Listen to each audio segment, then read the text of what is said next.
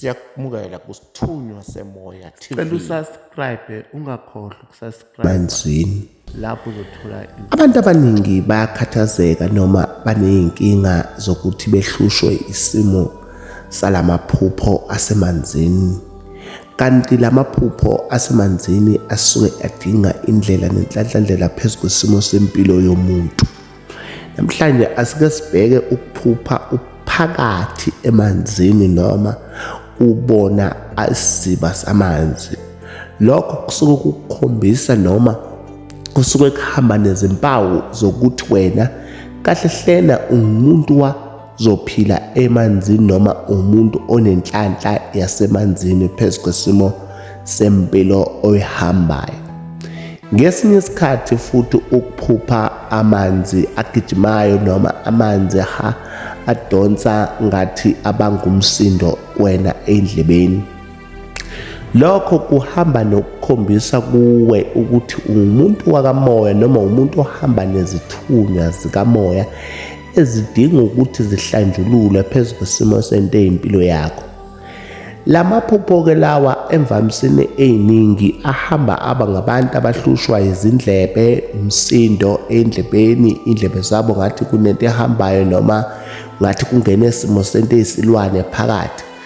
Abantu laba emost yabo abahambe behlala nabantu besilisa noma behlala nabantu besifazane. Emost yabo bagcine bebe ngabantu abagcine behlala bodwa ngoba behlushwa ile mimoya yokuthi befuna ebusuku ukuthi behambe bayothwasa ngaphansi kwamanzi, bephuphe bangaphansi kwamanzi behlala no-fish no-dolphin. Lokho kusuke kukhombisa ukuthi unesipho sangaphansi sasemanzini esiphila kuwe noma isimo sasemanzini esihlala nawe noma esixoxa nawe. Lento ibhlungu ngoba ezintweni eziningi uma ulokho uliphupha lamaphupho lawa eyakwazi ukuvala isimo sento empilo yakho inzalo. Uthi uyesibhedlela bakutshela ukuthi unenkinga yama-fibroids noma unenkinga yokuthi ungabatholi abantwana. Ukuphupha kakhulu amanzi kuyisisekelo sento evamise ukulandelela kubantu abazalwe bembethe noma abantu abazale banelenhlanhla yasemanzini nobukhosi bayo. Lokhu kuyinkinga kakhulu ngoba the most yabantu abalungisa le mimoya bancane eSouth Africa noma emhlabeni ngoba kuyimimoya ejulile, kuyimimoya engahambe ithintwa noma ubani.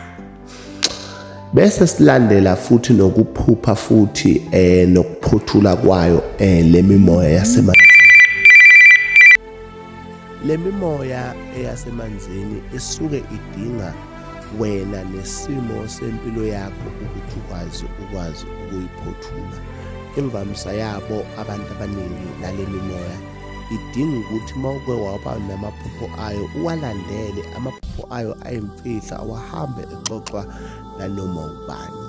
Le mimoya ayidilwa kakhulu ngabantu abahambe bayothwasa ubungoma, idilwa nabantu abahambe bayothwasa noma bathwasela lento yasemanzini bayiphakamisa ngendlela yayo. Ngoba uma uhamba umuntu oyisangoma noma umuntu owugobela, the most yabo bayahluleka ukuthi bekulungisele begcine bekuthwasisela umnguni bese bekutshela ukuthi unomndawo. Emva kwalokho usuthwasile lento iphinde ikuhluphe, iqale phansi ikuhlupha lento, ugcine ubone ungathi ungavela ulahle yonke lento yobungoma ngoba ayikusebenzeli ngoba yona ifuna ukuthi ithole indlela yayo nokulungiseka kwayo. Futhi le mimoya le esikhuluma ngayo ayilungiswa noma ubani. Futhi umuntu noma uthola umuntu owugobela noma isangoma ayifuni ukuthintwa noma ithintwe nanoma ubani.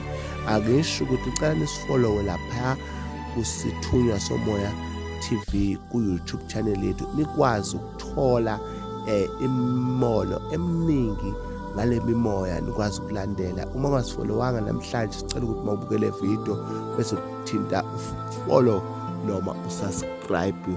Siyabonga, siyobuya nokunye.